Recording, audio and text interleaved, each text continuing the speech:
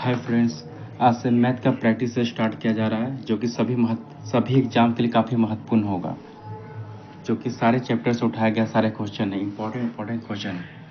तो स्टार्ट करते हैं। तो पहला क्वेश्चन आपका ये रहा।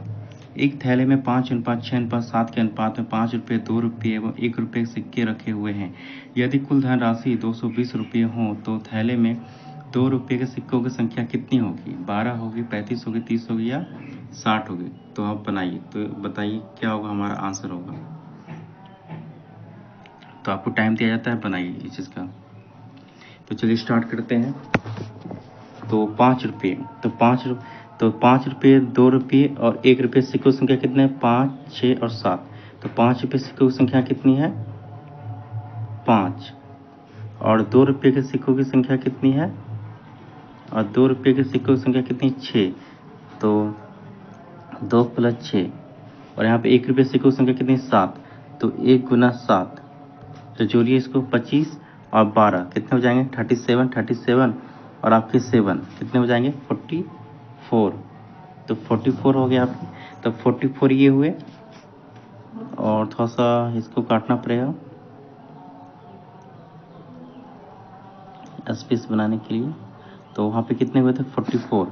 तो 44 और यहाँ पे दिए कितने हैं? तो कुल धनराशि कितनी है? 220। तो 220। तो इसको डिवाइड जब हम करेंगे 44 को तो कितने से? तो 11 से करते हैं तो ये 4 और ये कितने होते हैं? 20। और जिसको डिवाइड करते हैं कितने आएंगे? 5। और यहाँ आप क्या पूछा गया? 2 रुपये के सिक्कों की संख्या कितनी होगी? तो 2 रुपये सिक्कों की संख्या कितनी थी? तो यहाँ पे कितनी थी? 2 रुपये सिक्कों की संख्या कितनी? 6। तो 6 × 5। तो 6 × 5 तो क्या हो गया? 30। तो 30 हमारा किस में आंसर है? तो ऑप्शन नंबर सी। तो हमारा इसका आंसर क्या हो जाएगा? ऑप्शन नंबर सी, 30 हो जाएगा आंसर। अब दूसरे क्वेश्चन की बात करते हैं। दो संख्याओं का गुणनफल 216 है। यदि मौसो 6 है तो इसका लॉसो क्या होगा? मौसो यानी HCF और लॉसो यानी LCM। तो इसका निकालिए। तो 72 होगा या 60 होगा या 48 होगा या 36 होगा? तो बनाइए इसको। आपको टाइम दिया जाता है तो आप इसको बनाइए।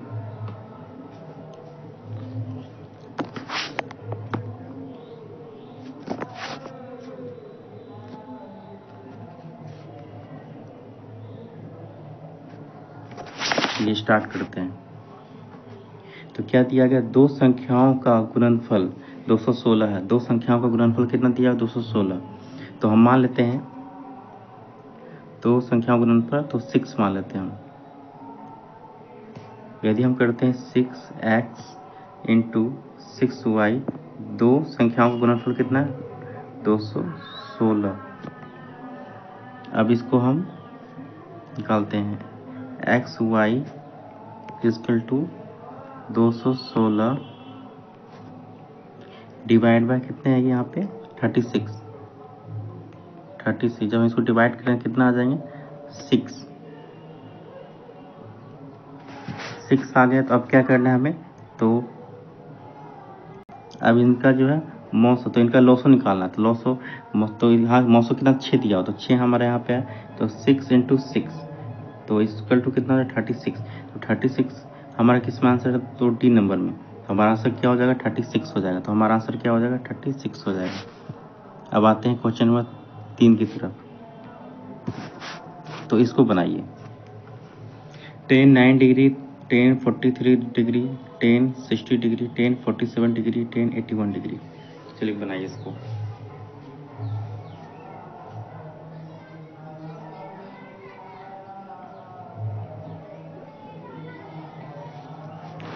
तो चलिए स्टार्ट करते हैं। ये ऐसे क्वेश्चन काफ़ी आसान होते हैं। इसको क्या करना है? आपको स्टार्टिंग से लास्ट को ले जाना है। तो 81 और 90 कितने हो गए आपके? 90 डिग्री। तो 90 डिग्री मान क्या हो जाएगा? 1। तो 1 और फिर ख़त्म। तो ये फिर कितना बचा? 43 और 70 कितना हो गया? 90। तो ये भी आपका ख़त्म हो गया। तो इसका भी 1 ख़त्म। बचे आपके क्या? 60 डिग्री। तो 60 डिग्री का मान क्या होता है? 10 60 डिग्री का मान क्या होता है आपका? √3 होता है। तो आपका आंसर क्या हो जाएगा? Option number C. तो 10 60 डिग्री मान कितना होता है? √3 होता है। तो आपका आंसर क्या हो जाएगा? Option number C. अब आते हैं क्वेश्चन नंबर 4 की ओर। इसको बनाइए। एक घन के संपूर्ण पृष्ठ का क्षेत्रफल 150 वर्ग सेंटीमीटर है, इसका आयतन कितना होगा? 100 सेंटीमीटर क्यूब होगा, या 125 सेंटीमीटर क्यूब होगा, या 150 सेंटीमीटर क्यूब होगा, या 175 सेंटीमीटर क्यूब होगा? तो इसको बनाइए।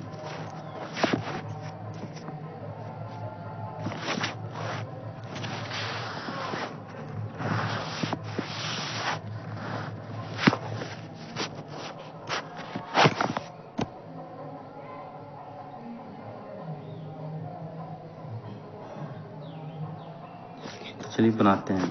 तो क्या दिया हुआ है यहाँ पे? संपूर्ण पृष्ठ का क्षेत्रफल। तो फॉर्मूला होता है संपूर्ण पृष्ठ का क्षेत्रफल बराबर क्या होता है?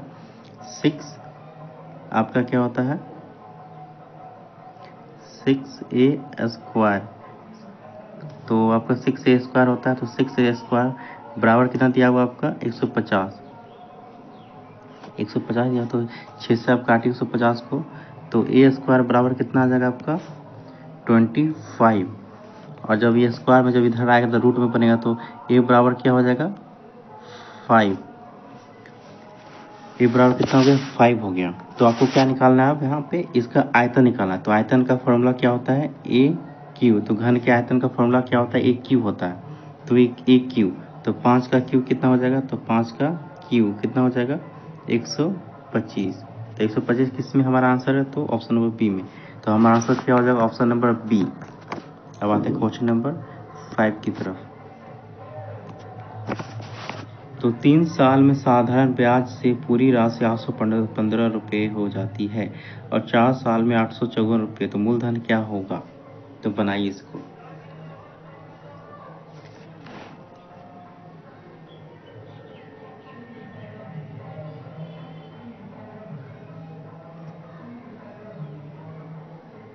तो चलिए स्टार्ट करते हैं।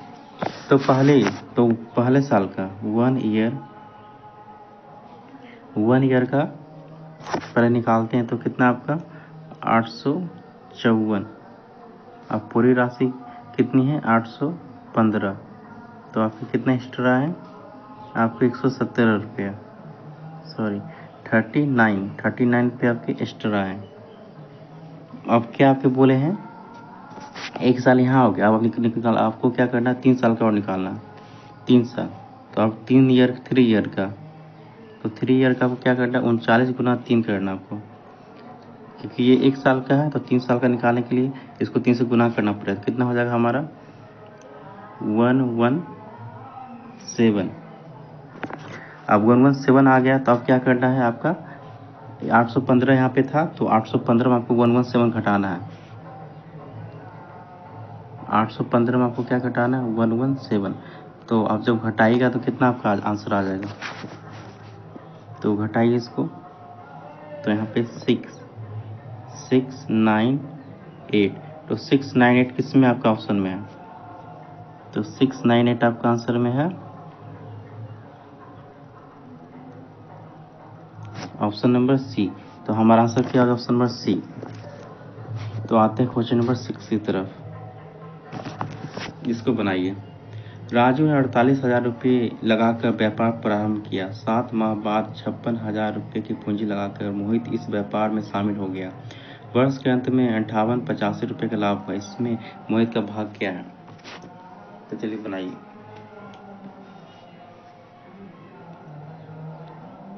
तो ऐसे क्वेश्चन काफ़ी इजी होते हैं। ये साझेदारी का, पार्टनरशिप का होता है।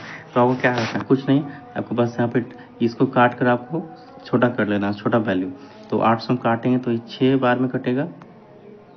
इसको जब काटेंगे हमारा तो 7 बार कटेगा। तो हमारा कितना आ गया? 6/7। और कितने साल का है? 6/7 तो कितने साल का है ये? तो राजू ने लगाकर व्यापार प्रारंभ किया। तो राजू ने जो तो है पूरा साल का लगाया, तो ये 12 महीने का लगाया। और 7 महीने बाद पूजा लगाकर ये, एक सेकेंड दोस्तों, पूंजी लगाकर मोहित, तो मोहित कितने साल बाद, मोहित कितने महीने बाद आया? तो 7 महीने बाद। तो कितने दिनों के लिए लगाया होगा ये? तो 12 माइनस 7, तो कितने दिन के लिए लगाएगा? तो 5 महीनों के लिए लगाया होगा। तो इसको जब ये करेंगे तो 12 छक 72 72 प्लस 7 बजे 35, 35 तो कितना आ गया आपका 10, तो आपका कितना आ गया 107, 107। अब आपको क्या करना है 107, और यहाँ पे दिया हुआ कितना अंत में कितना हो जाता है 5885 हो जाता है, तो 5885 हो जाता है अंत में, 5885 हो जाता है अंत में। जब इससे जो काटेंगे इसको तो कितने बार में कटेगा ये टोटल, तो आप काट लीजिएगा इसको 35 बार में कटेगा, 35 बार में। अब क्या पूछा है, अब पूछा है, एक सेकेंड थोड़ा सा मिटा लेते हैं।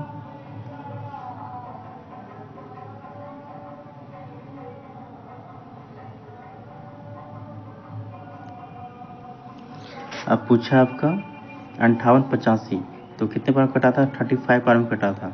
अब क्या पूछा है इसमें मोहित का भाव, तो मोहित का भाव कितना था इसमें, तो इसमें मोहित का भाव कितना था जब हम किए थे, तो इस साइड कितना था आपका एक साइड था, एक सेकेंड दोस्तों, जब हम काटेंगे इसको 85 को कितने बार में कटेगा ये 107 डिवाइड बाय 5885, जब इसको काटे कितने बार कटेगा ये 55 बार में कटेगा।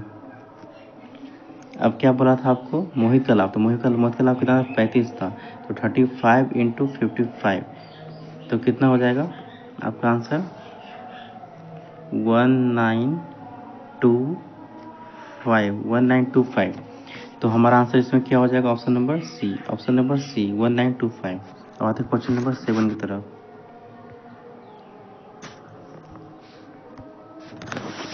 चलिए इसको बनाते हैं। किसी वस्तु के क्रय मूल्य तथा विक्रय मूल्य का अनुपात 20:1 है, उस पर लाभ प्रतिशत कितना है, तो बनाइए।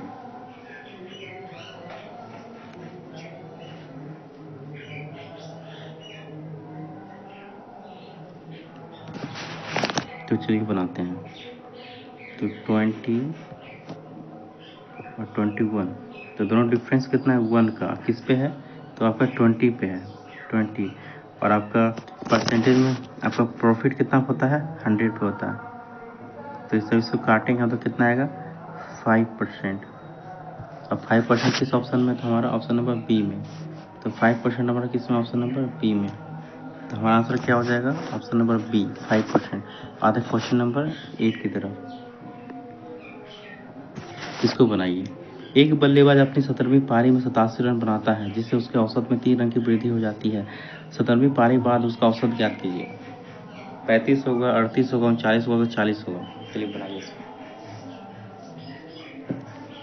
तो इसको पॉज करके बना लीजिएगा। तो चलिए इसका हम सॉल्यूशन बताते हैं। तो क्या बोला है, ये काफ़ी इजी होता है परसेंटेज का। एक ऐसे ही हम सारे मैथ का एक सेपरेट वीडियो टॉपिक वाइज बना कर अपलोड कर देंगे यूट्यूब पे।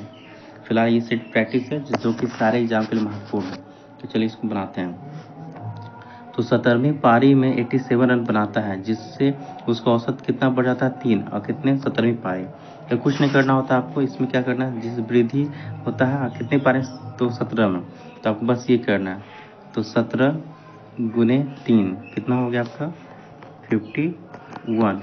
आपको क्या करना है 87 आपको माइनस करना है, 87 माइनस 51, तो आपको कितना हो गया, माइनस कीजिए 6 इधर आ गया आपका, इधर आ गया 36, और उसमें से क्या बोला 3 की वृद्धि हो जाती है, 36 में 3 की वृद्धि। तो लास्ट में क्या करें, ये हमारा 36 आंसर नहीं हुआ, अब इसमें क्या करना 3 की वृद्धि करना, तो 36 प्लस 3, तो क्या हो जाएगा हमारा 36 प्लस 3 39, 39, तो 39 हमारा आंसर हो जाएगा ऑप्शन नंबर सी। तो ऐसे क्वेश्चन काफ़ी ईजी होते हैं, क्वेश्चन ये एवरेज के होते हैं, तो इससे 39 हमारा आंसर होगा। तो अब आते हैं क्वेश्चन नंबर 9 की तरफ। आशीष और कुशल की वर्तमान आयु का अंतर 24 वर्ष है तथा उसका अनुपात 3:7 है। उनकी वर्तमान आयु का योग क्या होगा, 40 साल होगा, 60 साल होगा, 48 साल होगा, 56 साल होगा। तो चलिए बनाइए।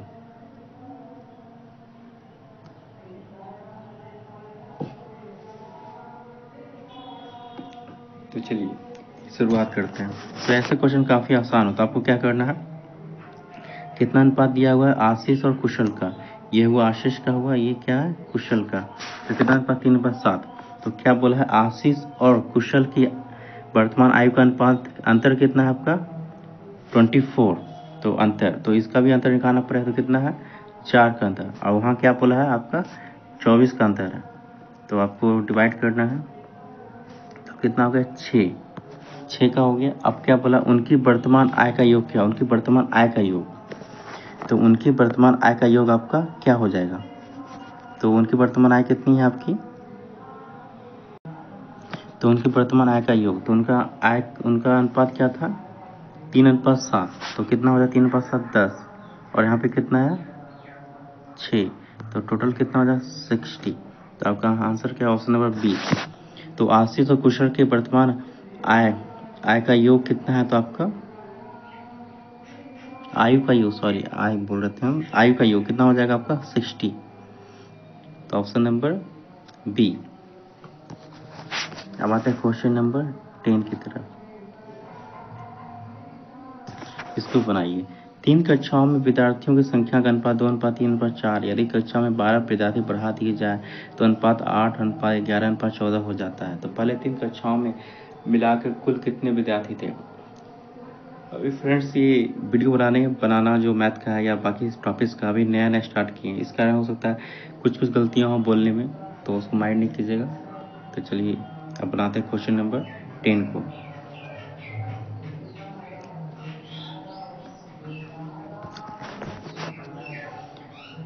तो चलिए बनाते हैं। 3 कक्षाओं में विद्यार्थियों की संख्या का अनुपात 2:3:4 है। यदि कक्षा में 12 विद्यार्थी बढ़ा दिए जाएं तो अनुपात 8:11:14 हो जाता है। तो चलिए बनाते हैं इसको। 2:3:4 है तीनों विद्यार्थी का, और क्या बोला है, जब 12 विद्यार्थी बढ़ा दिए जाते हैं तो अनुपात कितना हो जाता है हमारा 8:11:14 हो जाता है। तो देखिए इसको बनाने क्या तरीका है, पहले देखिए डिफरेंस क्या सेम है आपका, तो इसमें कितना 10 का अंतर, इसमें आपका कितना है, आपका 8 का अंतर है, इसमें आपका कितना 6 का अंतर है। तो डिफरेंस आपका सेम नहीं है, तो आपको डिफरेंस क्या करना पड़ेगा, सेम करना पड़ेगा। तो सेम करने के लिए आपको क्या करना पड़ेगा, तो आपको 2:3:4, यहाँ पे क्या 8:11:14।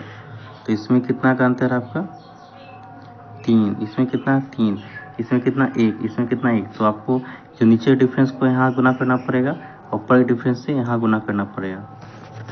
तो कितना हो जाएगा आपका, यहाँ पे हो जाएगा 3 6 6 अनुपात, थोड़ा सा स्पेस बना लेते हैं।